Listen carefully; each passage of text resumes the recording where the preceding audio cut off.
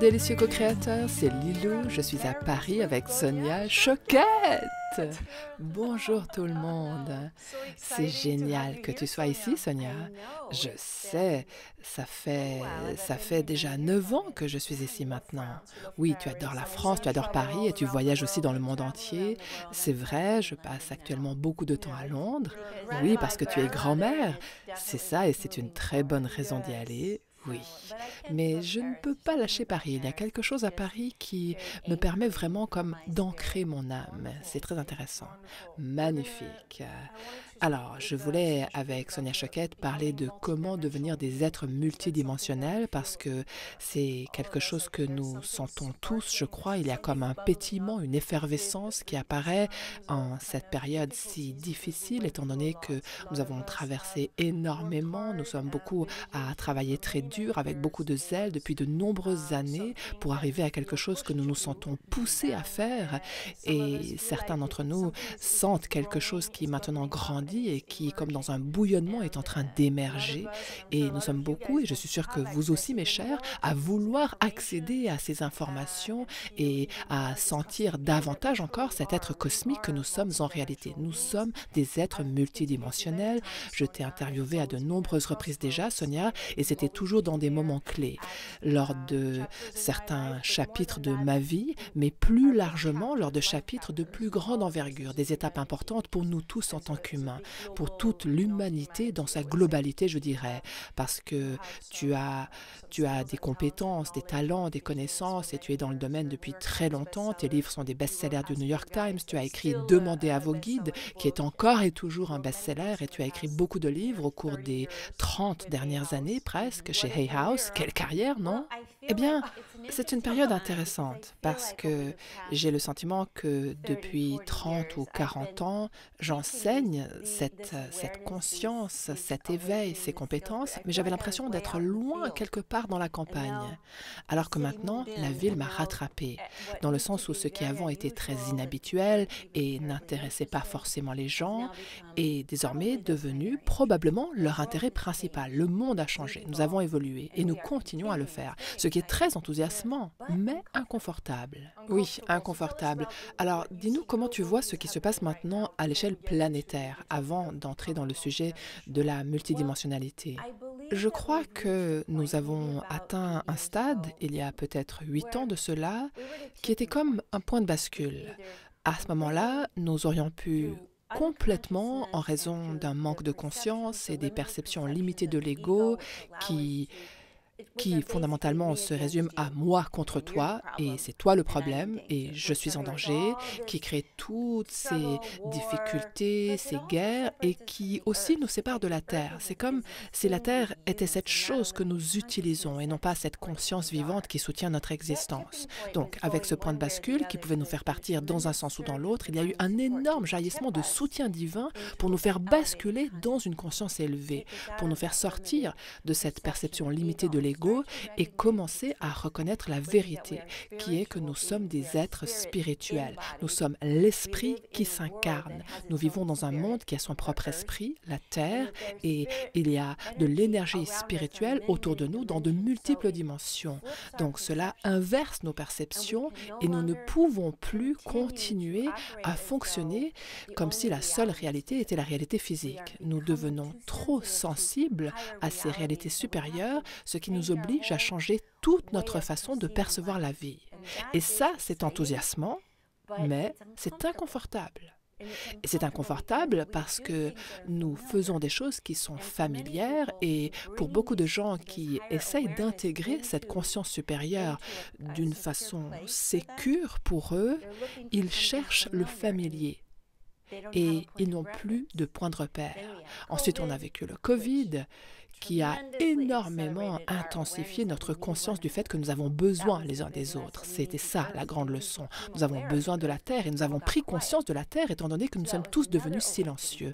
Donc ça, c'était un autre éveil. Ah, je ne suis pas juste coincée dans ma tête et anesthésiée. Maintenant, je commence à percevoir mon corps dans ses sens et ses ressentis. Et avec toutes ces difficultés, beaucoup de souffrances, beaucoup de surmenage et d'épuisement, les gens se sont comme mis en retrait de leur vie et se sont rendus compte que la vie, c'était pas ça, qu'elle ne pouvait pas se résumer à ça. Exact. Ils ont commencé à réaliser, à reconnaître à quel point leur vie était sur pilote automatique et que, à la place de penser, sentir, percevoir, ils ne faisaient qu'essayer de suivre et que tout était comme un grand flou. Après le Covid, il y a eu beaucoup de réveils et pour beaucoup de personnes, ça a été un choc et très effrayant. Ils ont su qu'ils devaient devenir créatifs parce que leur situation avait changé. Et quand on doit être créatif, on se tourne vers son essence. Surtout si on doit créer pour répondre à des circonstances qui nous sont totalement inconnues, où on ne peut pas se reposer sur le passé. Et ça nous a projetés vers l'avant. Et ça a comme catalysé des sens qui étaient latents en nous. Notre sens de clairvoyance, par exemple, qui est simplement ce que nous utilisons quand nous disons « je perçois » ou « je vois ce que tu veux dire », mais on ne parle pas de voir avec les yeux ou « j'imagine ». Ça, c'est la racine de notre clairvoyance, notre capacité à envisager et reconnaître. Ou il y a aussi la clairaudience, c'est-à-dire quand on entend le sens derrière les mots et qu'on peut sentir sur le plan vibratoire si quelque chose est congruent ou non. Tu sais, quand on entend quelque chose qui sonne un peu faux, c'est pas exactement les mots, mais c'est la vibration. Ce genre de choses. Ou la clairsentience, quand on dit « je le sens pas » ou alors « je le sens vraiment bien et je sais pas pourquoi ». Donc c'est tout ce réveil-là qui se passe et qui a été le résultat de toutes les restrictions vécues. Tout ça s'est activé. Et d'où viennent toutes ces informations? Nous avons des sens externes qui enregistrent la vibration selon une certaine fréquence, un certain degré de fréquence. C'est ce que j'appelle la radio AM, qui peut capter une certaine longueur d'onde. Et ensuite, avec tous les bouleversements vécus dans nos vies et sur la planète, ces sens intérieurs que nous avons et qui étaient jusqu'ici latents et largement ignorés, ils apparaissaient parfois, mais collectivement, on disait « t'es fou ». Collectivement, on considérait que tout ça n'était pas réel. Eh bien, ces sens commencent maintenant à s'allumer. Nous avons un sens dans la zone de notre abdomen, dans notre plexus solaire. Même la science, maintenant, commence à reconnaître cela. Un sens qui est capable de capter une vibration qui potentiellement pourrait nous menacer. C'est notre instinct de survie, c'est notre premier instinct intuitif qui nous permet de rester en sécurité et de survivre. Ce sens-là, je l'appelle tout simplement le feu rouge. Stop, protection, ne va pas là-bas. Et ensuite, nous avons le cœur.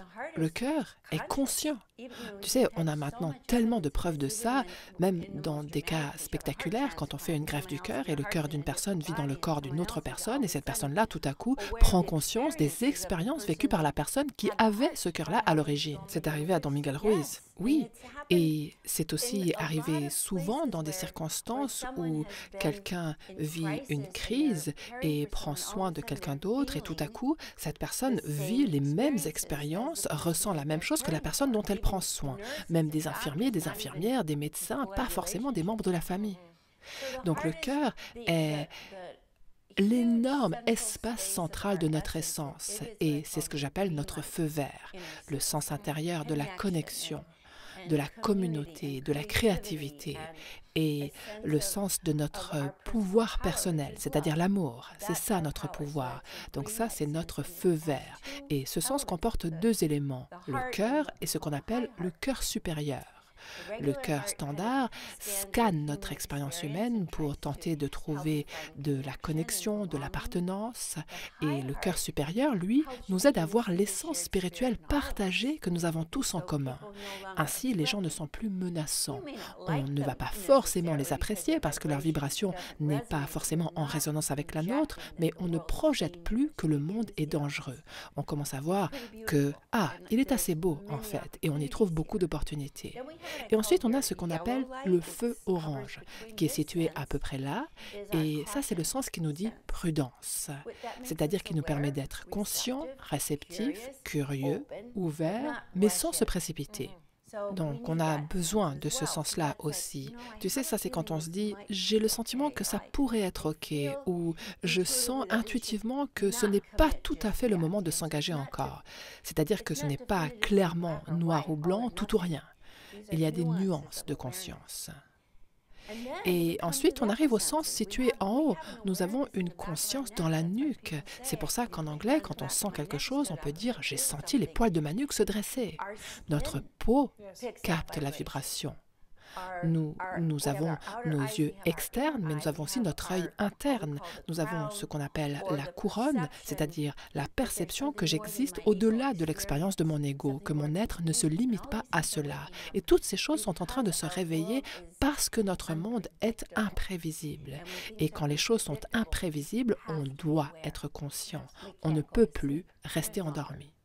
Avec toutes les informations qu'on peut trouver sur Internet et les livres qui sortent sur la spiritualité, il y a tellement d'informations actuellement qui nous font réaliser que les choses sont bien plus grandes et bien plus étranges que tout ce que nous aurions pu imaginer.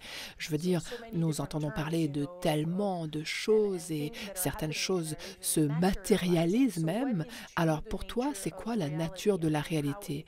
Est-ce qu'elle évolue comme nous évoluons ou est-ce qu'elle est stable ou peut-on la définir? Ma réponse à ça, c'est choisissez votre propre aventure. J'ai le sentiment qu'en ce qui concerne le Créateur, c'est notre conscience qui est notre Créateur, associé à nos actions, nos perceptions, nos croyances, nos intentions et nos actions. Donc, ma réalité, c'est que je suis un univers à moi toute seule. Et toi aussi, tu as tout ton propre univers complètement différent. Et ensuite, quand nous créons une réalité partagée, c'est quand nous nous mettons d'accord sur certaines perceptions. Mais même ces perceptions sont très subjectives. Donc, c'est vraiment, choisissez votre propre aventure. Et ce que nous apprenons, c'est que, en fait, il n'existe pas qu'une seule réalité. C'est ma réalité que je crée. Et maintenant, il me faut donc être attentif. C'est presque comme si je devais apprendre comment je suis un être magique, mais je ne sais pas encore très bien utiliser ma magie. Donc maintenant, nous devons apprendre en quoi et comment nous sommes en effet responsables et capables de créer le monde que nous voulons. Il y a de la résistance, tellement nous sommes conditionnés à croire que la vie, c'est quelque chose qui nous arrive. Mais tu sais, cette période est vraiment intéressante. Il y a longtemps, la perception collective, c'était que la Terre était plate. Et mes sens ne pouvaient percevoir rien d'autre. Et toute personne qui remettait en question cette idée était considérée ridicule. Comment oses-tu? Si c'était l'Église, par exemple, elle considérait que affirmer cela était une violation totale des lois religieuses, etc. Mais l'accord collectif, c'était que c'était ça la réalité. Mais il y avait toujours des gens qui se disaient « je suis pas si sûre que ça, je suis curieux, j'ai l'impression qu'il y a autre chose ». Et quand ces personnes parlaient, elles étaient clairement attaquées, mais finalement, à un moment donné, il y a eu des bateaux qui sont passés de l'autre côté du bord et qui sont revenus depuis le bord. Et là, les gens ont commencé à remettre en question leurs idées sur la réalité. Et ils ont raconté des histoires expliquant que malgré les apparences, les choses étaient différentes. Et ça s'est propagé jusqu'à basculer. Et tout à coup, on est passé de la Terre est plate à collectivement, la Terre est ronde. Ce n'est pas chaque personne sur la planète individuellement qui a appris ça, ça s'est juste répandu à travers la conscience parce que suffisamment de gens avaient basculé. Nous sommes au même stade.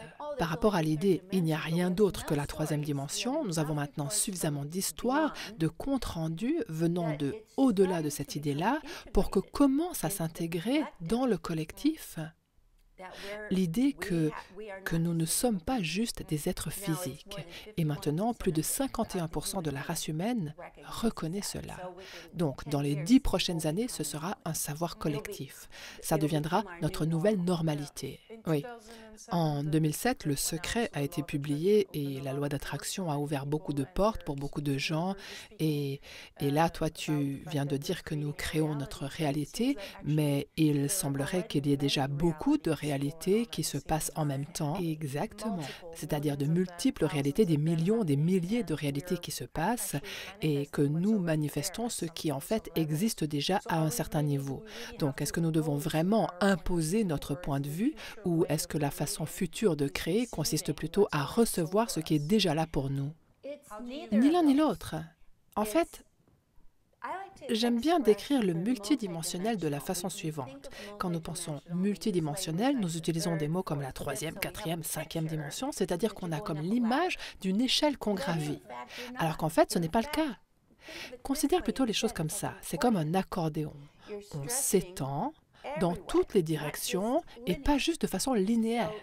Et donc, on commence à reconnaître que j'existe en même temps dans mon corps physique, ça c'est une réalité, et simultanément, j'existe dans mon esprit, ça c'est une toute autre réalité, et ensuite on a notre essence spirituelle qui représente encore une autre réalité, et on se rend compte ensuite que dans chacune de ces dimensions, il y a de la conscience partagée.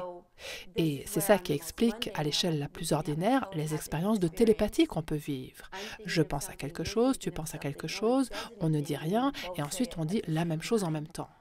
Il y a eu des créations télépathiques quand un scientifique quelque part dans le monde et un autre ailleurs dans le monde découvrent la même invention simultanément. Et ensuite, ils se disputent en affirmant qu'ils étaient le premier. Mais après, il y a aussi toutes les expériences où peut-être quand on rêve ou quand on est détendu et qu'on est dans un état de rêverie, on prend conscience d'autres êtres qui ne sont pas physiques. Ça pourrait être aussi simple que mon papa qui est décédé ou un vieil ami, tout à coup, on sent leur présence. Pas juste je pense à cette personne parce qu'on n'était pas en train de penser à elle, on perçoit la présence d'êtres non physiques. Et ça, c'est quelque chose qui déconcerte notre cerveau pendant un temps, parce que nous avons été conditionnés à ignorer tous ces niveaux de conscience tout à fait naturels et spontanés. Et maintenant, les gens commencent à en parler un peu et à communiquer. Comme nous avons les réseaux sociaux, les gens vont sur les réseaux sociaux et disent « il m'est arrivé ça ». Et ensuite, 80 000 autres personnes disent « eh bien, Dieu soit loué, il n'y a pas qu'à moi que ça arrive ». Et c'est comme ça, entre autres, que l'entier du collectif se met à reconnaître que nous commençons à être d'accord sur le fait que nous ne vivons pas des expériences bizarres qui nous sont uniques, mais que ces expériences sont des expériences collectives que chacun interprète à sa façon unique. Ce que moi, je vis dans mon expérience, c'est une interprétation qui diffère peut-être de la tienne. Et si tu devais définir les êtres multidimensionnels, tu as déjà commencé à le faire, mais qu'est-ce que ça signifie? Qu'est-ce que ça inclut? Ça inclut la notion que nous opérons, nous fonctionnons à de multiples niveaux de vibration. La troisième dimension, c'est notre vibration physique. Elle est dense, c'est ce que nous touchons. La quatrième dimension, c'est notre vibration mentale. Notre mental, notre esprit créatif, nos croyances, notre subconscient, tout cela fait partie de la quatrième dimension. Et ensuite, il y a la cinquième dimension qui est là où réside notre essence spirituelle, c'est-à-dire la force qui nous donne la vie, la force qui permet à notre esprit de penser, qui permet à notre corps de grandir. C'est ce que j'appelle notre esprit dans le sens spirituel. Et nous connaissons cela naturellement, simplement nous tentons de nous l'expliquer à nous-mêmes. C'est ça le défi. Ce n'est pas que nous ne vivions pas l'expérience elle-même. Tu sais, je voyage dans le monde entier depuis 40 ans et j'ai toujours demandé aux gens, partout dans le monde, je leur demandais spontanément, « Où vit votre essence ?» Ce n'est pas une question qu'on nous pose en général. De façon universelle, sans avoir été conditionnés à ce qu'on leur demande ça, ils ne disent jamais « ici ». Ils ne disent jamais « je ne sais pas ». Ils disent « ici ». Ça, c'est organique. C'est comme de dire « où sont vos yeux ?» Où est votre essence? Ici, que je sois en Chine ou en Argentine ou en Europe ou au Canada ou à Hawaï, peu importe, dans le chakra du cœur. C'est là que va la main. On peut demander à n'importe qui où est votre essence? Et une partie de la personne va aller à cet endroit-là. C'est quelque chose que j'observe depuis 40 ans. Donc ça, c'est notre compréhension naturelle de cette partie-là de nous, que j'appelle spirit, notre essence. Alors qu'à la question « vous pensez à quoi ?», les gens automatiquement vont regarder vers le haut. Ça, c'est la quatrième dimension. Donc c'est intéressant de voir que notre corps a déjà finalement cet accès, et que notre mental commence à nous permettre d'être influencé par cela. Gary Zukav a écrit un livre intitulé « Le siège de l'âme ». Donc, le corps peut être le siège de l'âme, mais on dirait que l'âme est bien plus grande que ce corps. En fait, quand elle se réincarne sur Terre, le corps lui semble un peu étriqué, c'est un peu serré pour elle. Il y a là une distinction intéressante. Ce que j'appelle notre essence spirituelle, spirit, c'est cette force divine illimitée. Notre âme, c'est cette essence quand elle s'incarne dans un corps. Et maintenant, nous allons utiliser cette essence, que nous appelons maintenant âme, pour nous souvenir de notre divinité, pour apprendre à exprimer et à créer avec cette énergie à travers toutes les couches. Mon mental, mon subconscient et le mental et le subconscient de toutes les autres personnes et du collectif. C'est comme un grand jeu. Donc, notre âme est, on pourrait dire, comme le bout du rayon qu'est notre essence. Et l'âme est ce qui va dans le monde pour apprendre et créer, vivre l'expérience. Notre essence, jamais... Tu sais, il y a cette expression, la nuit noire de l'âme. Ça, c'est quand je me débat, j'ai oublié, je ne sais pas, je ne suis plus sûre. Le monde avance, mais c'est comme si moi, j'avais perdu mon pouvoir. Je me suis perdue. Et ensuite, je m'affine. Mais jamais on ne dit, mon essence traverse une nuit noire. Jamais. Bien vu. C'est comme si le soleil brille toujours. Mais tu sais, je connais une personne qui a vécu ça, Aruna Lipschitz, une célèbre auteure française. Elle dit avoir traversé une nuit noire de son naissance, qui a été terrible pour elle. Elle a toujours été considérée comme une mystique ici, mais tout à coup, c'était parti. Je me demande si ce n'est pas juste une question de langage et de perception, plutôt, parce que cet esprit en nous, cette essence, est l'étincelle divine, c'est notre force de vie qui ne part pas exactement, qui ne s'éteint pas. Nous pouvons nous en déconnecter, ça c'est autre chose, mais tant que notre cœur bat, oui, elle est là, oui. C'est elle qui nous donne la vie. Est-ce que beaucoup de gens traversent cette nuit noire de l'âme ou cette recalibration du cœur pour pouvoir devenir des êtres multidimensionnels, ou est-ce qu'on n'a pas besoin de traverser la souffrance pour vivre cela ou pour le savoir consciemment? Tu sais, j'ai observé la chose et il y a certaines personnes qui viennent sur Terre et de façon générale sont très intéressées par le développement de l'âme. J'en faisais partie. À 7 ou 8 ans, je posais déjà toutes sortes de questions. À 10 ans, j'empruntais tout un tas de livres à la bibliothèque. Et il y a beaucoup de gens comme moi, comme toi, qui viennent dans le monde intentionnellement pour grandir et qui le savent délibérément. Mais le cerveau humain, pour la majorité des gens, fonctionne un peu comme un appareil photo presque, ou un enregistreur. C'est-à-dire qu'il enregistre et se dit, d'accord, on doit continuer à faire les choses de la même façon régulière, et quand on vit de la souffrance, c'est comme si notre monde prévisible se retrouvait bousculé. Et jusqu'au moment où notre monde se retrouve perturbé, la majorité des gens ne sont pas particulièrement motivés à grandir.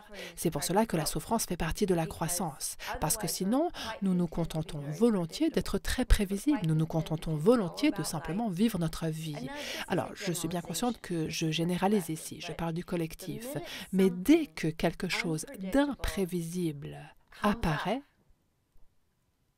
nous ne pouvons que aller en nous pour commencer à chercher des réponses. Et c'est pour cela que la croissance est associée à la souffrance. Mais ça ne doit pas forcément être ainsi. Et ce qui, à mon avis, se passe actuellement, d'ailleurs, vous pouvez voir si ça vous parle ou si ça vous rappelle des gens que vous connaissez, les choses positives maintenant nous font aussi grandir.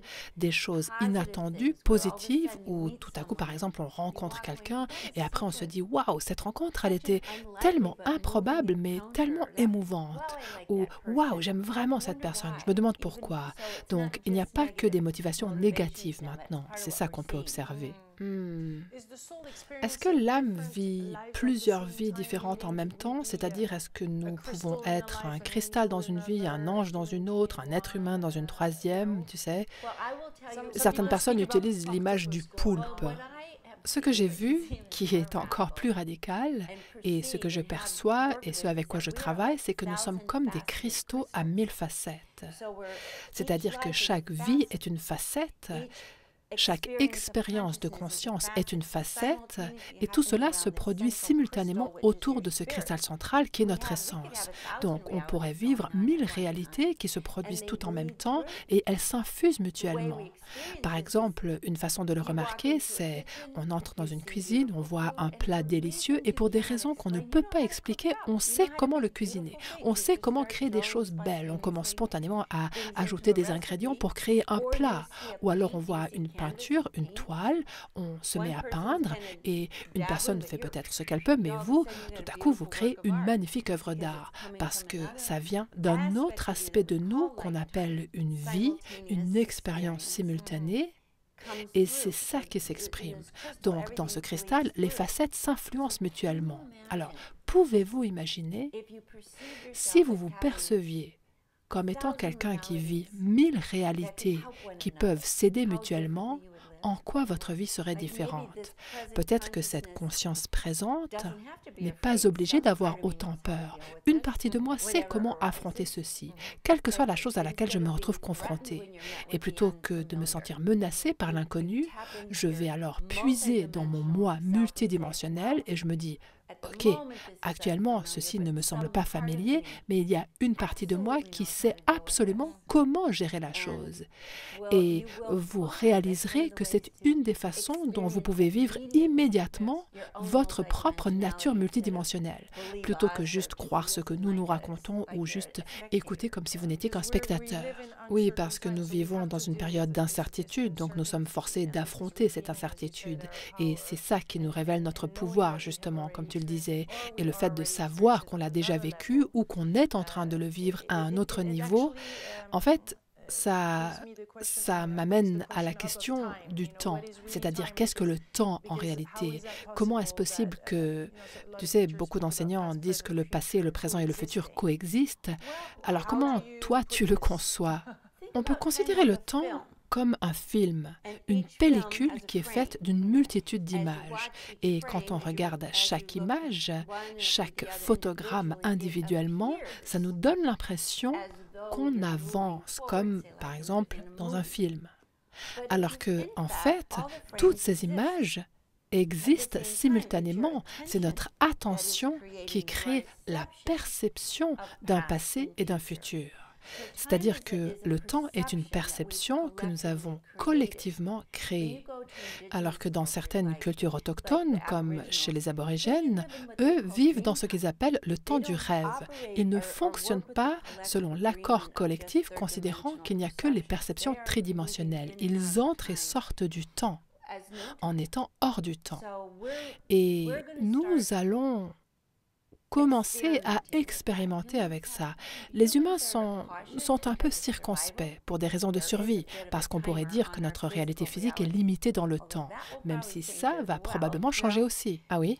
Eh bien, moins nous avons peur, moins nous soumettons notre équipement physique à de l'usure, ce qui veut dire que son existence commence à s'allonger. Même notre longévité, qui dans les années 60 et 70 était d'environ 70 ans, maintenant l'espérance humaine de vie est autour de 85 ans. C'est ça qui devient notre longévité commune, on pourrait dire. Donc même ça change. Oui.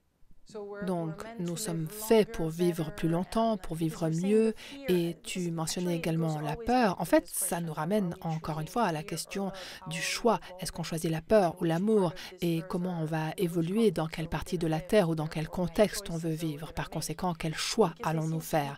Parce qu'on dirait qu'il y a deux sortes, n'est-ce pas? Comme le disait Dolores Cannon, deux planètes, l'amour et la peur. Oui. Moi, je vois ça comme, tu sais, comme de l'énergie qui passe par un robinet. L'amour, c'est quand on ouvre grand le robinet et ça ne fait que couler. Et c'est cela qui permet de tout soutenir. Alors que la peur, c'est quand on commence à fermer ce robinet. Et très vite, pour certains, il n'y a plus qu'un filet. Pour d'autres, c'est plus que des gouttes. Et pour certains, ils le ferment complètement. Et ils sont bloqués dans leur tête et ils sont d'accord, ils choisissent d'être impuissants. Alors, en réalité, choisir l'amour ou la peur revient à choisir combien de pouvoir et de responsabilité nous voulons. L'amour nous permet d'être dans notre pouvoir, mais cela s'accompagne d'une responsabilité. La peur, c'est quand on se dit « tout m'arrive, les choses m'arrivent, je n'ai pas envie d'être conscient ». Je ne pense pas que beaucoup de gens vont pouvoir continuer à avoir ce luxe, parce que nous reconnaissons également que nous avons un impact les uns sur les autres, ce qui veut dire que toutes les personnes qui choisissent de rester dans la peur et la négativité tirent vers le bas la vibration collective. C'est ça que nous constatons sur la planète actuellement. Certaines âmes quittent le bateau assez rapidement actuellement. Il y a en effet d'énormes vagues d'âmes qui disent « Ok, j'en ai assez de ce jeu et de cette expérience divertissante. » Mais ce que j'observe d'autre, c'est que les gens qui ont jusqu'ici profité de la peur des gens et qui se sont placés dans des positions de pouvoir en exploitant et en amplifiant la peur des gens, eux essayent vraiment de s'accrocher maintenant. Et on peut se dire, mais qu'est-il arrivé à ce monde? Il est devenu tellement horrible. Je vois les choses un peu différemment. Je vois cela comme étant les dernières vagues de cette vieille et ancienne conscience de hiérarchie, de pouvoir, de contrôle, de domination. Ces dernières vagues essayent de s'accrocher, mais leurs jours sont comptés. Et comme pour n'importe quel schéma, il y aura contraction avant la rupture. Donc il y a maintenant cette énorme contraction. Nous observons des événements sur la planète qui sont tellement affreux. Et ça ne veut pas dire qu'il n'y avait pas d'événements affreux avant, mais en raison de nos voies de communication, de nos réseaux sociaux, nous voyons maintenant tout cela de façon bien plus intime. Avant, c'était « il y a quelque chose d'affreux qui se passe tout là-bas dans le monde ». Mais maintenant, on l'a devant les yeux. Et par conséquent, il y a plus d'humains qui disent « non, je ne veux pas ça ». Et la conscience collective va se rebeller, est en train de se rebeller. Peu importe ce que disent les médias, la majorité de l'humanité choisit l'amour. Ils commencent à voir les conséquences du fait de ne pas faire de choix ou d'ignorer le choix. Et ils voient aussi l'impact que cela a sur eux, que personne n'est immunisé contre ce que nous faisons collectivement. Donc nous allons voir tellement de changements de conscience rapides, et ça aussi c'est multidimensionnel. Le fait que je sois maintenant capable de véritablement sentir la douleur et la souffrance d'une personne que je ne connais même pas, qui n'appartient pas à mon entourage immédiat. Et je n'arrive véritablement pas à le supporter. Je me dis qu'il nous faut arrêter ça, même si je ne connais pas ces personnes. J'ai envie d'apporter de la protection là où les gens souffrent, là où il y a des abus de pouvoir, là où, même par rapport à la Terre, tout à coup, je me dis, je dois arrêter de manquer de respect à la Terre. Alors, est-ce que c'est une question de se protéger soi-même? Je veux dire, si on va sentir autant, devenir à ce point sensible, comment pourrons-nous gérer la souffrance qui nous entoure et des gens que nous aimons aussi, en reconnaissant que nous avons la capacité d'influencer cela par notre propre conscience, nos comportements et nos actions. Quand nous commençons à être aimants, à nous soucier des autres, pas prendre soin de l'autre, mais tenir à lui, nous commençons à prendre la responsabilité du fait que nous influençons cette perception générale. Et si j'amène une influence positive ou aimante, alors elle va clairement contribuer à améliorer la vibration globale. C'est ça que je vois arriver. Il y a de plus en plus de gens qui trouvent tout simplement intolérable de rester dans la peur, la colère et l'amertume. Ils ne peuvent plus faire ça. Oui, c'est pour ça que certains partent. Oui, il y a ceux qui se disent « Je ne souhaite plus continuer à grandir dans ce monde-ci. Par conséquent, je pars. » Et nous allons voir cela arriver encore plus fréquemment dans un futur très immédiat. Si nous comprenons que nous sommes multidimensionnels, que notre essence vit éternellement, que ceci en est une expression, mais pas notre seule identité, alors nous pouvons percevoir la mort même comme une libération. Et si on a des liens émotionnels avec la personne, bien sûr, on vivra dans notre expérience humaine la souffrance et la perte, mais on n'aura pas la terreur qui vient de notre conception limitée de nous-mêmes en tant qu'égaux. On saura que la vie continue. On va même vivre des liens avec les personnes qui ne sont plus dans leur corps.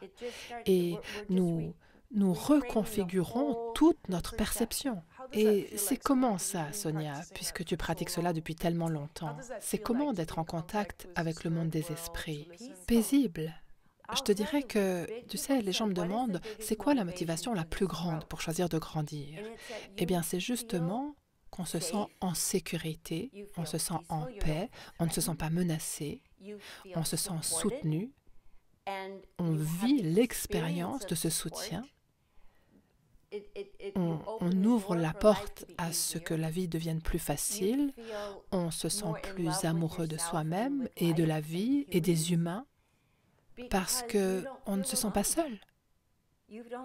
On n'est plus dans ces crises existentielles qui nous font nous dire « je suis tout seul, comment vais-je vivre ?» On se sent connecté.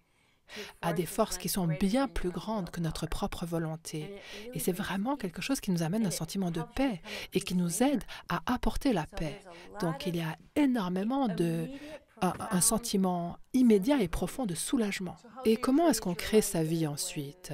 Les informations viennent progressivement, donc nous devons apprendre à vivre plus dans l'inconnu et il y a cette confiance qui se développe aussi et on avance sans vraiment savoir où on va, mais on a confiance. Je veux dire, peux-tu nous expliquer comment on avance, comment on vit cette progression jour après jour, projet après projet? Parce que toi, tu crées beaucoup. Tu as écrit combien de livres déjà? J'ai écrit 32 livres, 32, et tu enseignes dans le monde entier.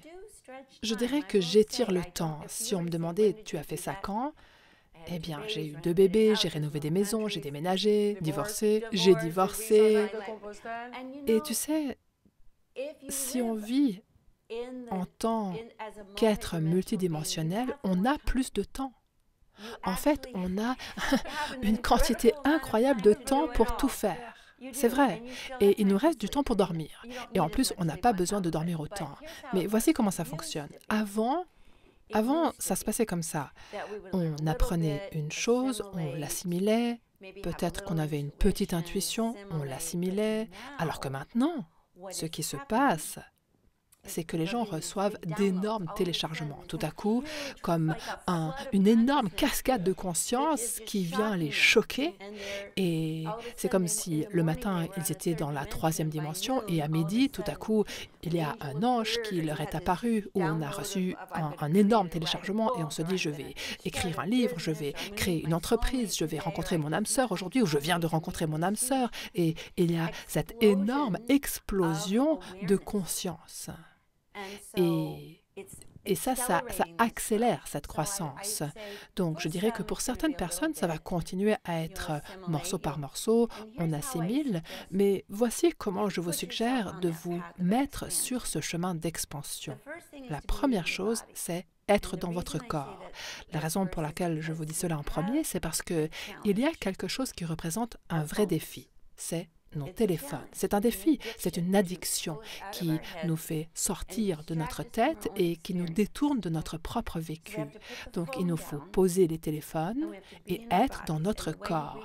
Et la façon dont on peut être dans son corps, rapidement, c'est à travers une série de respirations très simples. D'abord, vous inspirez par le nez.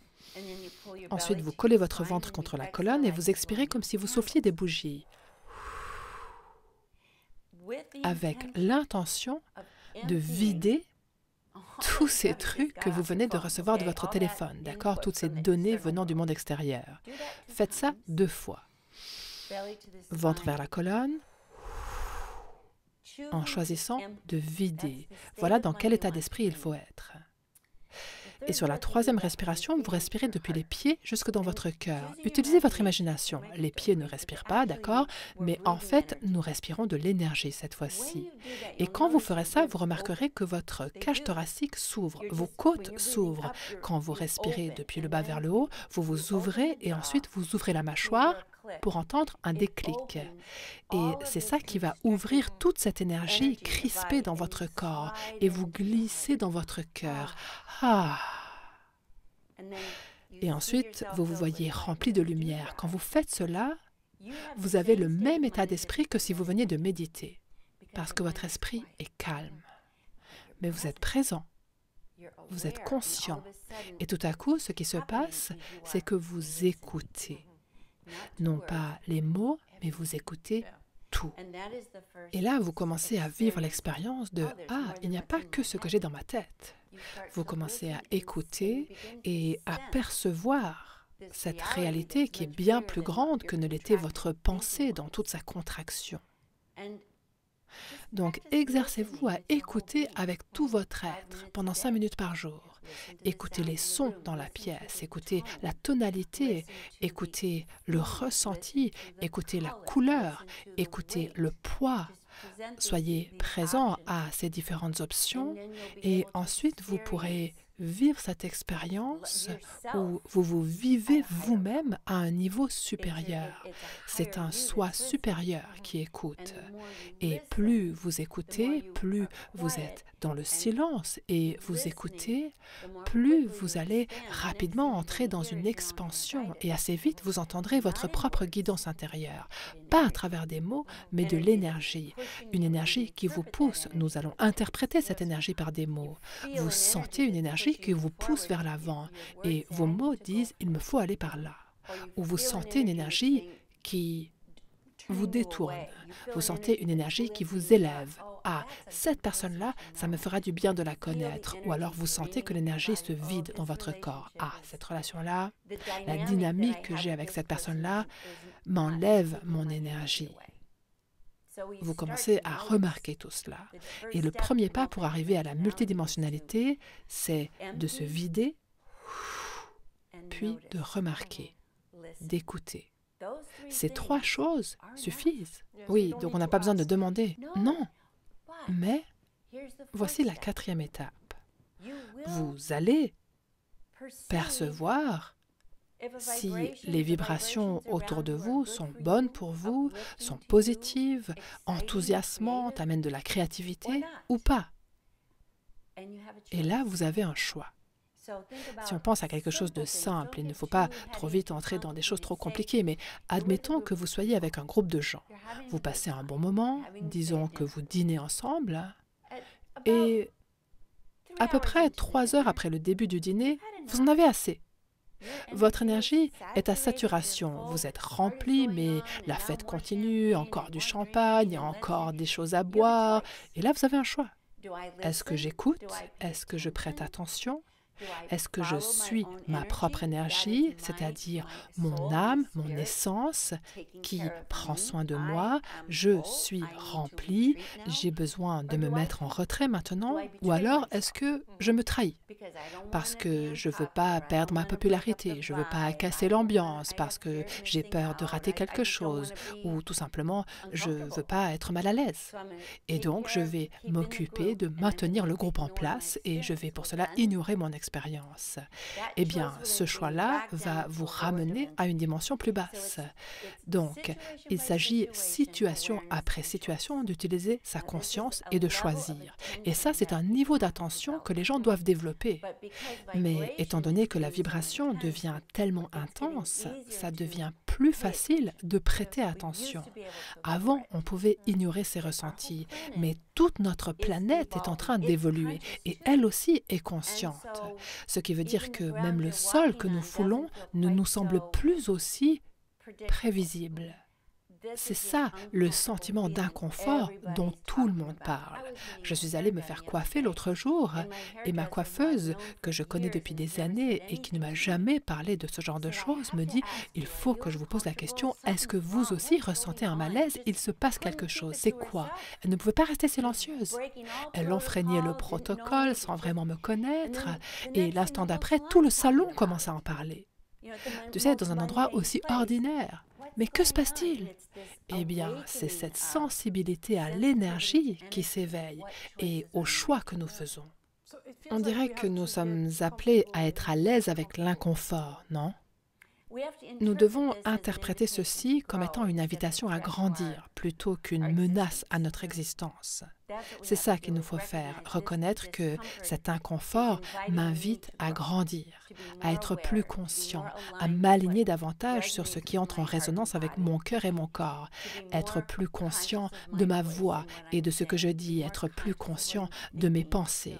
Nous vivons actuellement dans ce que j'appelle l'ère de la conscience de soi. Est-ce que je me souviens avoir interviewé Wayne Dyer, que tu connaissais, et qui passait son temps à Lahaina, sur l'île de Maui.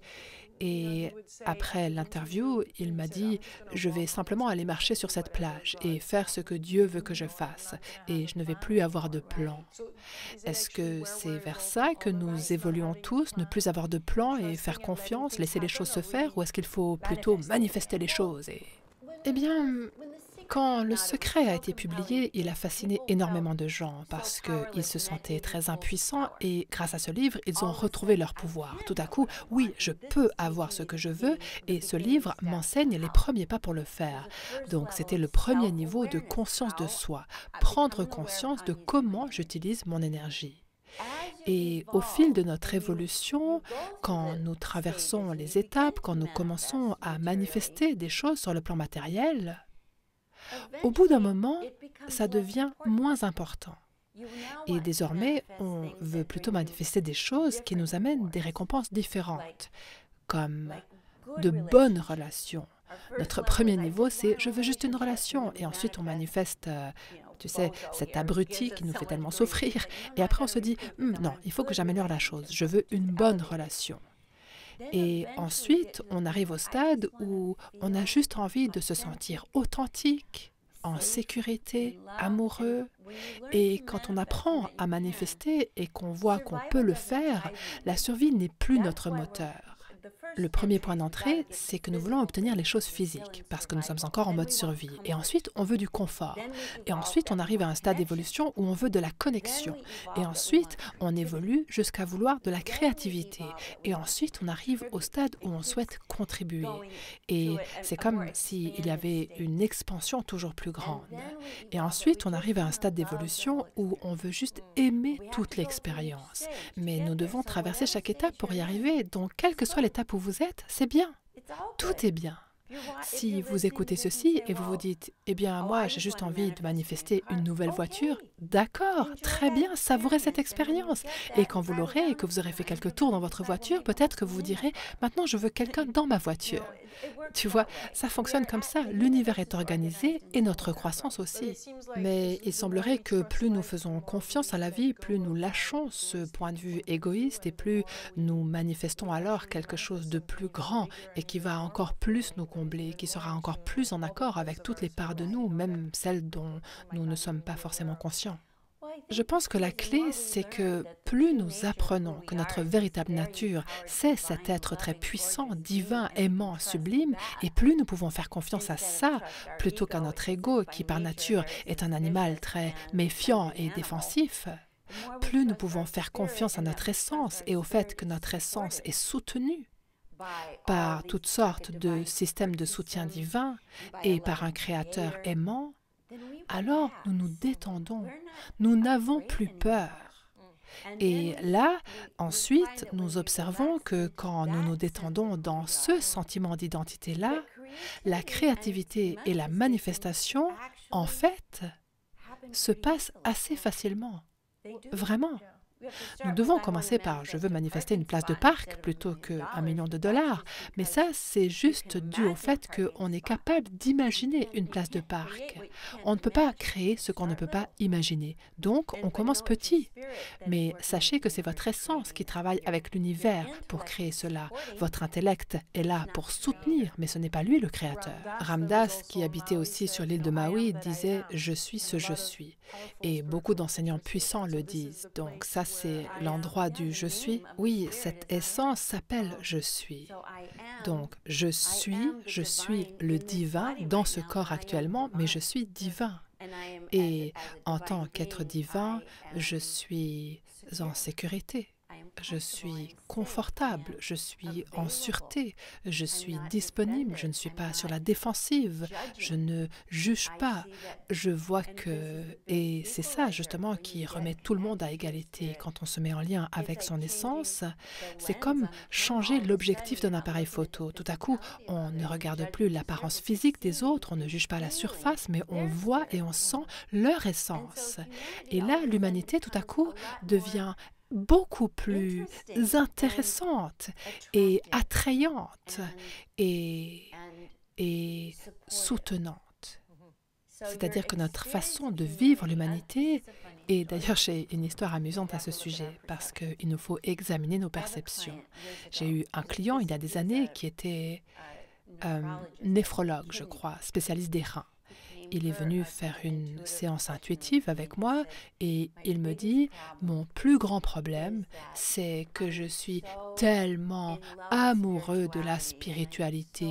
Je suis complètement dévoué envers cet apprentissage et je veux développer ma guidance intérieure, mais ma femme divorcerait si elle savait ceci. Elle est tellement fermée, tellement négative, c'est tellement décevant et je ne sais pas quoi faire. » Et l'humour divin a orchestré la situation suivante. Nous étions chez moi et là, quelqu'un sonne à la porte. C'était le client d'après qui était un peu en avance. C'était sa femme. Ah, donc ça, c'est juste un exemple où sa perception d'elle était vraiment tridimensionnelle. Il ne voyait pas qui elle était. Il était tellement convaincu que c'était cette personne négative qui l'empêchait d'avancer, et voilà qu'elle arrive. Et voici ce qui était encore plus drôle. Je réponds à l'interphone, il reconnaît sa voix et il me fait « Oh mon Dieu, est-ce que vous avez une porte de service ?» Et il est sorti, lui, par la porte de service plutôt que de l'accueillir en lui disant « Oh mon Dieu, on se retrouve ici, on pourrait partager ça !» Non, il est parti comme une fusée. Ça, c'est un exemple de comment on peut monter et descendre dans la conscience à chaque moment. Donc, ce que je dis à mes étudiants, c'est que c'est pas comme si on arrivait dans la 4e ou 5e dimension définitivement. C'est une vague. On monte, on descend, mais grâce à notre expérience, on commence à se stabiliser. Maintenant, je préfère être dans un état d'ouverture du cœur, d'amour, de disponibilité. Je préfère avoir accès à mes guides. Je préfère avoir un mental apaisé où je ne suis pas en train de juger tout le monde parce que je veux utiliser cette attention pour créer. C'est ma préférence, c'est mon choix. Mais après, on est dans le bus et quelqu'un nous embête en venant prendre le siège qu'on voulait et on redescend. Vous vous prenez pour qui? Vous avez pris mon siège, comme vous êtes impoli. Mais ce n'est pas agréable. Donc, on n'y reste pas. On a ce choix.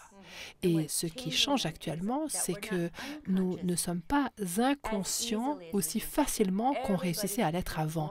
Tout le monde prend davantage conscience de la fréquence ou de la dimension dans laquelle ils choisissent de vivre. Oui.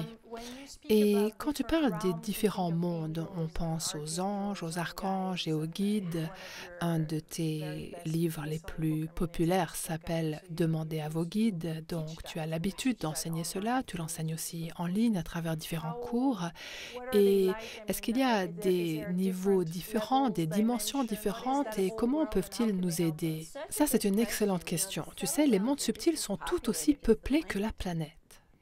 Il y a énormément d'énergies vibratoires différentes, mais le tout premier contact que nous avons, et c'est pour cela que ça a été autant mis en avant dans les tableaux, les peintures, les histoires, c'est le contact avec le monde angélique, parce que nous recevons de la part de notre Créateur, quand nous naissons dans cette expérience humaine qui est une folle chevauchée, nous recevons des gardiens et des protecteurs dans le monde angélique qui nous aident à rester sur le chemin que nous avons choisi de suivre. Nous venons sur Terre avec des intentions d'âme. Nous voulons grandir dans certains domaines. Et si vous vous demandez, eh bien, dans quel domaine? Dans le domaine qui vous crée le plus de douleur. Peut-être que vous voulez grandir dans les relations ou alors dans la manifestation. Peut-être que vous voulez grandir dans votre création de votre propre santé. Quel que soit le problème, c'est cela que vous avez choisi comme votre salle de classe. Mais vous avez des anges qui s'assurent que vous alliez en cours, qui vous empêchent de perdre votre chemin et qui vous rassurent. Leur tâche principale consiste à nous rassurer, nous aimer et nous soutenir. Et ensuite, il y a énormément de niveaux de soutien. On a des guides assistants qui, disons que votre projet soit, par exemple, de rénover une maison. Peut-être que vous venez d'acheter une maison, mais elle est délabrée et vous allez donc attirer des assistants qui peut-être étaient dans le domaine de la construction quand ils étaient incarnés physiquement ou qui ont vécu cette expérience et ils viendront. J'ai vécu d'ailleurs cette expérience. J'ai acheté une vieille maison à Chicago où je vivais avec mon mari et elle avait des fenêtres très laides qui donnaient sur la maison d'à côté à 1 mètre de distance. La vue était affreuse. Et j'ai demandé à mes guides, je leur ai dit, regardez, ça, il nous faut le faire nous-mêmes, on ne peut pas enlever ce mur, mais qu'est-ce qu'on peut faire? Et mon guide, jamais de la vie, je n'aurais eu cette idée. Il me dit, mets des vitraux. Enlève les carreaux et mets des vitraux à la place. Ça donnera une lumière magnifique. Et c'est mon guide qui m'a donné cette suggestion. Voilà comment fonctionnent les guides. Ils m'ont donné l'inspiration. Ils m'ont même aidé à trouver où je pouvais trouver des vitraux. Donc, c'était le plus grand inconvénient de la maison, son défaut principal, mais il s'est transformé en son point fort. Quand on a vendu la maison après, les gens ont dit « Oh mon Dieu, regardez-moi ces vitraux, ils sont tellement inspirants ». Les guides viennent quand, par exemple, vous êtes malade, quand votre corps ne se sent pas bien, vous êtes au magasin, vous êtes en train de faire vos courses et tout à coup vous entendez « N'achète pas ça ». Vous étiez sur le point de prendre cette viande ou ce produit laitier ou ces pancakes et tout à coup votre corps dit « Non, n'achète pas ça ». Et vous avez un choix, mais vous avez la conscience. Et c'est quelque chose qui vous vient. Voilà comment travaillent les guides. Nous avons des guides enseignants. Les personnes qui regardent, qui écoutent notre conversation, ce sont vos guides enseignants qui vous ont amenés ici. Nos guides enseignants nous font aller là où nous pouvons apprendre sur le plan de la conscience. Il y a aussi les êtres de lumière. Et ce sont eux qui, actuellement, aident énormément notre planète collectivement parce que nous étions arrivés vraiment proches de l'implosion. Donc, il y a énormément d'êtres de lumière et c'est pour cela que dans notre expérience tridimensionnelle, nous voyons des ovnis. Tout à coup, ça devient un sujet de conversation tout à fait courant. Nous nous attendons chaque jour à voir arriver les extraterrestres. En tout cas, c'est mon cas. La moitié du temps, quand je marche dans la rue, je vois quelqu'un et je me dis ça, c'est un extraterrestre. Il y a juste quelque chose chez cette personne qui... Elle n'a pas l'air 100% humaine. C'est un de mes sports. Détecter les extraterrestres. Tu devrais essayer. Ça se voit. C'est comme s'il y a quelque chose qui n'est pas tout à fait comme ça devrait. Genre, vous y êtes presque. Ça arrive. Et beaucoup de mes étudiants m'ont dit « Je pense que j'ai vu un extraterrestre. » Et je leur dis probablement que oui, probablement qu'ils sont en train de s'habituer à nous avant de se montrer. Donc, tout à coup, plus rien n'est comme nous l'avions cru. Mais nous savons que nous sommes dans cette énergie de notre essence. Par exemple, juste là, les guides de la joie sont ici et ils nous amènent l'humour qui nous permet de complètement vider notre tête. Tout à coup, on est ouvert à tout. Donc, nous avons autant de guides que nous avons de besoin de grandir. Et ensuite, il y a les guides de la joie qui sont là pour rendre notre vie belle. J'arrive pas à me remettre de l'image de ces extraterrestres tout autour de nous. Mais oui, je ne plaisante pas. Je suis sérieuse. Et tu sais, c'est un peu comme ce jeu à Paris. Il y a ces mosaïques sur les bâtiments et on peut les photographier. Et moi, je fais ce jeu avec la détection des extraterrestres. Pour moi, c'est « Ah, en voilà un. Tiens, un autre. Bonjour. » Et il y en a beaucoup à Paris. Et il y en a beaucoup partout. Si on commence à regarder, et la majorité des gens ne les voient pas parce qu'ils sont sur leur téléphone. Sur leur téléphone, alors qu'il y a un extraterrestre juste là. Ils passent complètement à côté. Et quel est leur rôle alors? Ils sont en train de se familiariser avec nous parce qu'ils veulent venir nous aider à élever notre conscience. Ils amènent une vibration plus élevée. Ils nous observent parce que nous leur semblons très étranges.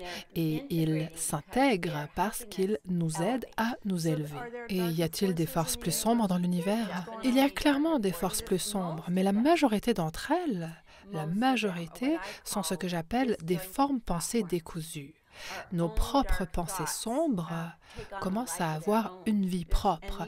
Et tu sais, parfois, on arrive dans un espace où les gens se sont beaucoup disputés et c'est comme si cette énergie-là, l'essence de cette colère, de ce jugement, de cette manipulation, peut rester dans l'air. Mais ça ne peut vous influencer uniquement si vous hébergez cela déjà en vous. Si vous l'avez en vous, sur le plan vibratoire, il y a concordance. Comme le dirait Esther Hicks, c'est une concordance. Mais si ce n'est pas votre nature, alors cette chose-là va s'éloigner. Et d'ailleurs, elle pourrait carrément se dissoudre juste par la présence de votre propre nature bonne, votre propre bonne énergie. Beaucoup de gens me disent « Ah, j'ai peur des mauvais esprits ». Et ce n'est pas logique d'avoir peur des mauvais esprits, à moins que vous n'exprimiez et ne poursuiviez activement des choix qui invitent ces énergies à s'accorder à vous. Est-ce qu'il y a des... En français, on appelle cela des failles. c'est-à-dire comme une petite zone d'ouverture qui permet à l'obscurité d'entrer. Tu vois ce que je veux dire? Comme des zones fissurées. Oui, ça existe, mais on doit vraiment travailler très dur pour être là-dedans. On doit être malveillant et se sentir victime et peut-être avoir une addiction et être juste absent de soi-même. Et même là, on doit devenir vraiment très sombre de façon très régulière pour être envahi par des énergies sombres. Une bonne amie à moi a dit que la meilleure chose à faire, c'est de rester dans un cœur pur et de rire. Si on veut, de façon instantanée, expulser et dissiper une mauvaise vibration, il suffit de rire. Quand on rit, c'est Dieu dans nos veines. C'est Dieu qui se répercute à travers nous. Le vrai rire est une dose de divin qui enverra n'importe quelle vibration inférieure à la lumière. Que faire quand on sent des vibrations plus basses? On a un choix. À mon avis, le meilleur choix, si c'est possible, c'est notre pied gauche et notre pied droit, c'est-à-dire se tourner et partir. Juste dire, je dois y aller, je me sens pas bien, ce qui est d'ailleurs la vérité. Je dois y aller, j'ai besoin d'air frais, c'est ça que je fais. Et donc ça, ce serait notre premier choix. Et vous pouvez vous amuser encore plus en disant, faut que j'y aille. D'accord, je vous en prie, déguerpissez-moi de là, je ne sais pas pourquoi, mais partez. Et vous pouvez aussi dire une prière ou dire une intention aimante ou utiliser le Ho'oponopono, je t'aime, je suis désolé, pardonne-moi, va à la lumière, merci, parce que si nous ressentons une mauvaise vibration, peut-être qu'il y a quelque chose en nous à un certain niveau, dans une certaine vie, qui a eu un désaccord. Donc utilisez simplement le je suis désolé, pardonne-moi, je t'aime, au revoir et va... Oui, va à la lumière. Oui, nous n'avons pas besoin de... Et ça, c'est important aussi, c'est un point à souligner. Nous ne sommes pas obligés de comprendre quelque chose pour récupérer notre pouvoir. Et deuxièmement, combien de problèmes dans votre vie avez-vous compris parfaitement sans que rien ne change? Je pense que nous accordons une valeur excessive au fait de comprendre. Ce n'est pas comprendre qui va nous libérer. Et c'est pour cela, je dis ça parce que certaines personnes veulent toujours plus d'informations. Non. Choisissez simplement toujours plus d'amour, toujours plus de joie, toujours plus d'humour. Et vous n'avez pas besoin de toutes ces informations, étant donné que vous êtes configuré en tant qu'être multidimensionnel. Vous n'avez pas besoin de savoir comment fonctionne l'électricité ou la plomberie chez vous. Certains aiment savoir, mais d'accord. C'est vrai, mais la plupart d'entre nous préférons être dans la lumière et boire notre verre d'eau et créer autre chose en plus. Donc, si vous avez besoin de savoir à votre guise, mais prudence. C'est une des façons dont votre ego vous maintient bloqué. Et puisque cette vidéo sera aussi diffusée en France, à ton avis, quelle est la chose la plus importante qui, en France, nous empêche d'être des êtres multidimensionnels ou de vraiment vivre en tant que tels? Dans mon expérience, il y a ici un état d'esprit que je rencontre en France plus que partout ailleurs, qui est de réagir aux choses avec une attitude de « ce n'est pas possible ». D'accord, pas possible. Pas possible, j'entends ça tellement souvent. Et j'ai eu beaucoup de conversations à ce sujet où je dis « mais si, c'est possible ». Et les gens argumentent pour dire le contraire. Et ça, pour moi, c'est un état d'esprit limité. Alors que moi, je dis « c'est possible, toujours ». Et là, on a la possibilité d'ouvrir une nouvelle fenêtre de choix. Parce que ça revient à dire « il n'existe rien d'autre que ce que je connais moi », alors que ce qui existe dépasse largement tout ce que quiconque parmi nous connaît. Il y a toujours quelque chose de plus qui peut nous éclairer. Donc, ma recommandation à ce sujet serait de prendre conscience de cela et de le changer, de l'inverser, en se disant « je me demande comment ce sera possible ». Oui, je me demande, parce que ces mots-là, je me demande comment, nous ouvrent aux dimensions supérieures. Donc ça, c'est quelque chose de très simple. On ne peut pas changer d'un seul coup tout un tas de choses. Ce n'est pas comme ça que fonctionnent les humains. Pas possible. Mais nous pouvons dire qu'une chose peut changer et ça va déclencher tout un effet domino d'autres changements. Et c'est là que ça devient très intéressant. Donc vous pouvez même vous dire, je me demande comment c'est possible. Et ça se fera. Je ne sais pas comment, mais ça se fera. Et puisque tu es américaine, qu'est-ce qui empêche les Américains? Je pense que nous avons tendance à être comme ces personnes qui jettent des cailloux pour faire des ricochets. Tu sais, quand on fait des ricochets sur un lac, on veut voir jusqu'où le caillou va aller, mais on ne va pas forcément en profondeur. On ne prend pas le temps. On ne s'arrête pas pour être conscient, pour être curieux de ce qui existe à l'extérieur de mon propre petit domaine d'intérêt. Je trouve que les Américains pourraient clairement bénéficier de voyager plus pour découvrir et apprécier d'autres points de vue que le leur. Et pour les Britanniques, puisque tu y passes du temps maintenant, je suis constamment en Grande-Bretagne et j'adore ça. Alors, à nouveau, là, je prends un risque et je ne juge personne, mais mon observation, c'est que leur moyen principal de se connecter à l'esprit, c'est à travers l'alcool. Alors, c'est une bonne première version, mais ça ne nous amène pas vraiment là où on veut aller. Ces alcools et ces spiritueux-là ont tendance à nous maintenir assez bas. En revanche, je vois que leur motivation, c'est d'accéder à leurs émotions, à leurs ressentis. Et ce que j'ai pu observer à Londres, c'est que les gens sont extrêmement polis, très bienveillants. Il y a un niveau social d'acceptation dont on ne se démarque pas, à moins de boire. C'est pour ça qu'ils boivent beaucoup, de ce que j'ai pu voir. Et après, ils se déchaînent. Donc je dirais que chaque culture a ses biais.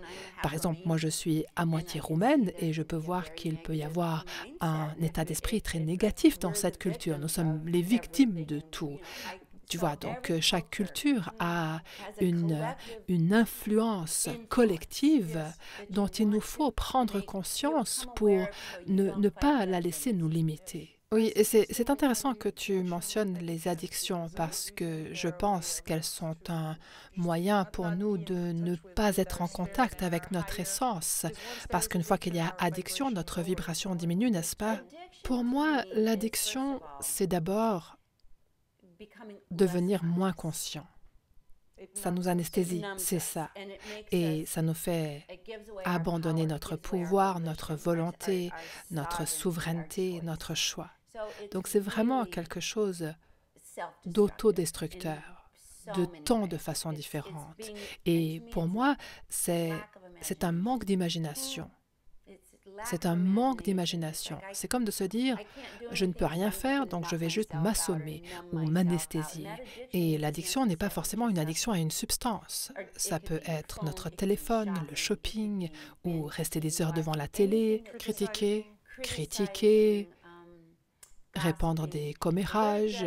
Mais l'effet que cela a, c'est que ça nous fait sortir de notre corps et ensuite tout se passe à l'extérieur et moi je le subis. Et ce n'est pas agréable. Voilà. Et je crois que les gens sont en train de vraiment prendre conscience de leurs addictions. Ça devient plus dur de les cacher ou de se les cacher parce que je pense que collectivement aussi, les gens deviennent moins tolérants de personnes qui sont dans des addictions. Et il y a beaucoup plus de personnes qui disent « Bon, ben, si tu fais ça, bonne route à toi, mais sans moi. » Et tu sais, pour moi, c'est comme si on avait pris une machine, on avait desserré toutes les vis et on l'avait secouée comme ça. Et toutes les parties sont maintenant en train de se réagencer simultanément. Et ensuite, concernant la maladie, je suis sur le point d'interviewer une chamane qui parle de l'esprit des maladies. On dirait que l'esprit est partout, absolument partout. Alors parle-nous un peu de ça, parce que tu parles constamment de cet esprit et tu l'enseignes aussi. Je considère qu'au cœur de toute chose se trouve l'esprit, avec des différences de tonalité, d'expression, de personnalité et d'énergie, d'intention.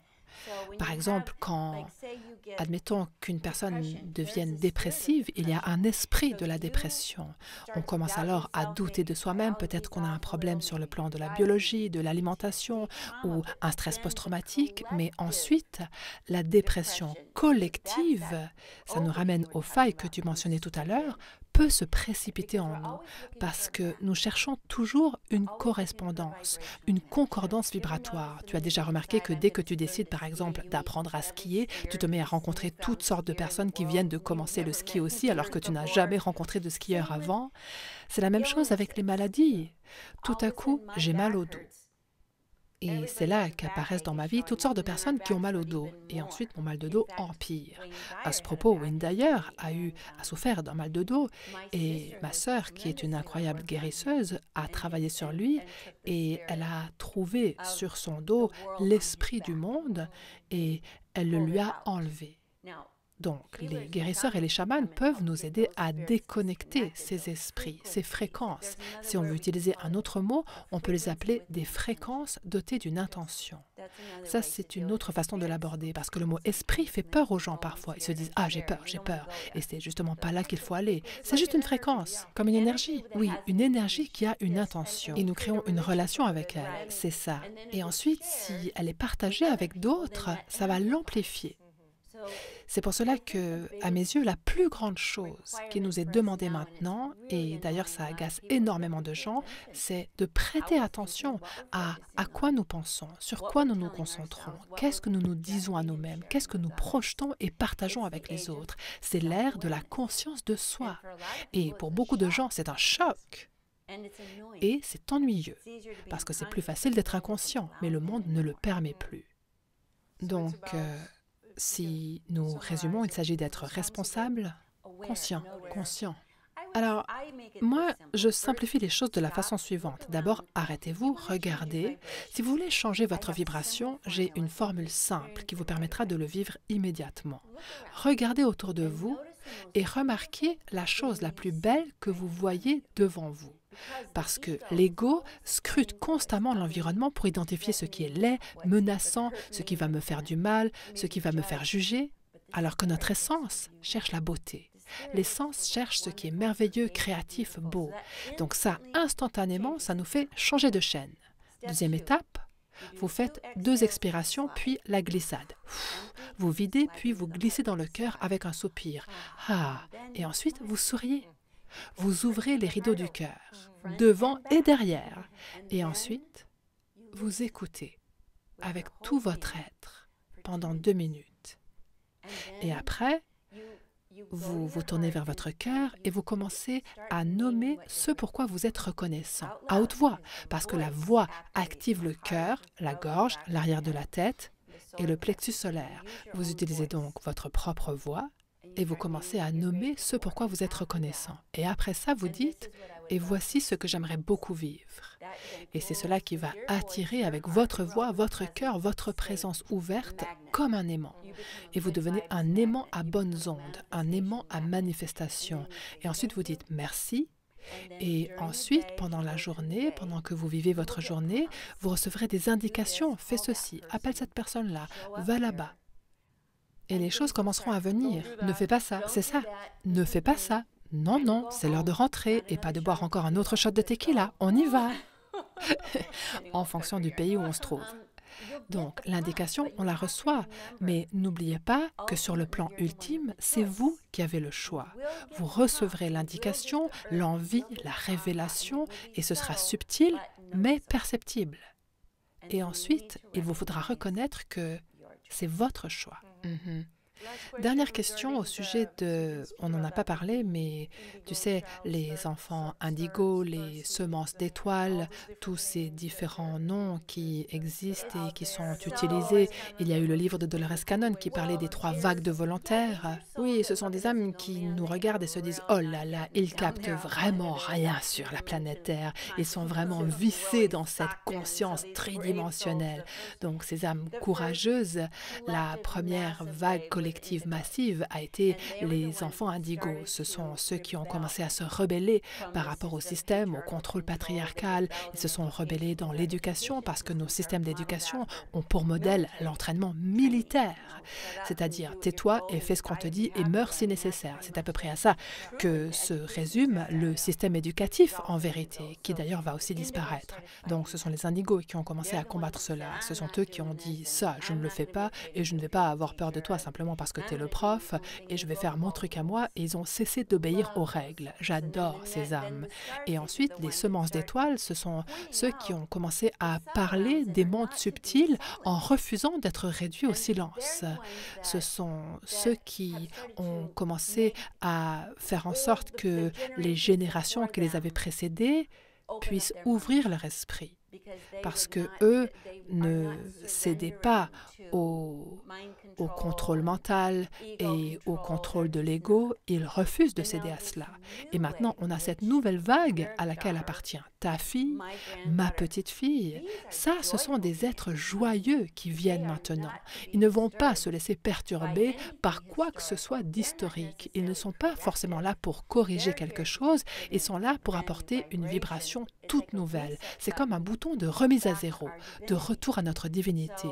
Donc, j'aime énormément ces vagues d'âmes, même les âmes que nous appelons autistes, de magnifiques êtres de lumière qui viennent pour briser les présupposés de ce que signifie être normal et qui viennent nous permettre de commencer à voir et reconnaître les choses sur le plan sensoriel parce qu'une caractéristique importante de ces personnes neurodivergentes, c'est leur grande sensibilité et on a tous besoin de ça. Donc merci d'être venus parce que c'est vous qui êtes en train de faire disparaître ces consciences absentes d'elles-mêmes qui croient tout savoir et disent aux autres « fais ce que je te dis et tais-toi ». Donc, j'adore voir à quel point nous sommes aimés sur cette planète et toutes ces âmes qui viennent pour continuer à nous aider à vivre une meilleure expérience. Et quelle est la meilleure voie sur le plan de l'éducation pour clore cette conversation? Que faire pour les générations futures et comment, en tant que parents, accompagner au mieux ces enfants en cette période? En fait, j'ai écrit un livre à ce sujet qui avait beaucoup d'avance sur son temps, mais qui est encore disponible. Il a pour titre en anglais « L'étincelle intuitive ». J'y parle du fait que la meilleure éducation qu'on puisse donner, c'est l'atmosphère qu'on crée à la maison, quand on écoute ces enfants, quand on s'adresse à leur essence, quand on leur fait savoir qu'on est conscient, quand on invite l'imagination à régner dans notre monde plutôt que l'information. Et dans le livre, j'ai écrit que c'était une affaire de famille. C'est pas genre « je dois faire ceci pour mon enfant ». Non, nous devons créer une couveuse d'amour et de démocratie à la maison. Toi, tu es petit, je vais m'occuper de ce que tu n'as pas encore appris pour faire en sorte que tu sois en sécurité, mais je ne vais pas supposer que je suis plus importante que toi ou que tu es plus important que moi. C'est très démocratique, nous sommes des âmes qui œuvrent ensemble. Donc, si c'est bien que tu mentionnes l'inverse aussi, parce que les enfants actuellement, tout à fait, il ne faut surtout pas tellement arroser les plantes qu'on les noie ou créer des pommes pourries en donnant trop d'eau à la plante. Donc non, nous devons dire que ça va dans les deux sens. Oui, mon esprit, ton esprit, l'esprit partagé et l'esprit de la maison. Donc, c'est vraiment quelque chose dont je parle beaucoup. D'ailleurs, j'ai même créé un cours avec ma fille Sabrina, qui est adulte et qui maintenant a elle-même une fille, parce que j'ai grandi dans une famille comme celle-là. Et je suis convaincue qu'une grande partie de mon accès à ce monde multidimensionnel est liée au fait que j'ai grandi dans une famille comme ça. Quand j'étais petite et qu'on mettait la table, on réservait toujours une chaise pour l'ange. On bénissait et remerciait toujours le membre de la famille qui passait par là ce jour-là. Il y avait toujours une présence que nous reconnaissions et remercions. C'était ma normalité. Tu essayais aussi de deviner qui appelait avant de décrocher, bien avant que... Tu sais, on était 7 enfants dans ma famille et on vivait très modestement. C'était il y a très longtemps. Je suis vraiment un vieux de la vieille dans ce domaine parce qu'on avait un téléphone contre le mur et avant de répondre, ma maman jouait à des jeux avec nous. Elle disait « c'est qui téléphone ?» Et chacun avait son moment et elle disait, si quelqu'un avait mentionné le nom de la mauvaise personne, elle disait « c'est pas grave, cette personne va appeler bientôt. C'est pas immédiat. Toi, tu as capté le fait qu'elle est en train de penser à nous appeler. Donc, personne ne recevait une réponse juste ou faux. C'était juste « sens-toi libre d'explorer ». Sonia, qu'est-ce que tu souhaites aux êtres humains à travers ce livre ou plutôt en fait cette conversation au sujet de l'importance de réaliser que nous sommes tous des êtres multidimensionnels? Ce que je souhaite, c'est que les gens soient suffisamment curieux pour tester et essayer ce genre de conscience, afin de pouvoir par eux-mêmes vivre l'expérience que la vie peut être vraiment bonne et qu'ils peuvent être très puissants, connectés, créatifs, contribuer, vivre une vie pleine de sens et même avoir un peu de temps pour aller s'amuser. Et si nous sommes suffisamment à vivre cette expérience-là, combien le monde serait merveilleux. Donc ma motivation, c'est d'aider les gens à réaliser que tu es en sécurité, tu es OK, tu as du pouvoir. Et c'est le moment maintenant de t'approprier cela. C'est vraiment mon souhait, de tout mon cœur. Merci Sonia, merci pour ce délicieux moment avec toi. C'était chouette, c'était merveilleux. À Paris, toujours à Paris. Et il y a quelque chose à Paris qui... Tu sais, une des façons les plus importantes de s'élever jusqu'aux dimensions supérieures, c'est la beauté. Et tout à Paris, enfin presque tout à Paris, est très beau. Avec plein d'extraterrestres partout. Oui, plein. Merci Sonia. Merci beaucoup, délicieux co-créateurs, d'avoir regardé cette vidéo. S'il vous plaît, partagez-la et vous pouvez aller voir le site de Sonia avec énormément de tutos exceptionnels et d'extraordinaires séminaires en ligne. Absolument, même sur YouTube. Et sur YouTube, tout ce que propose cette enseignante si douée qui est à mes côtés aujourd'hui. Merci pour ce privilège de t'interviewer à nouveau. Ça a été un cadeau. Merci. Merci à toi, plein d'amour et n'hésitez pas à partager cette vidéo si vous l'avez aimée. À bientôt, au revoir.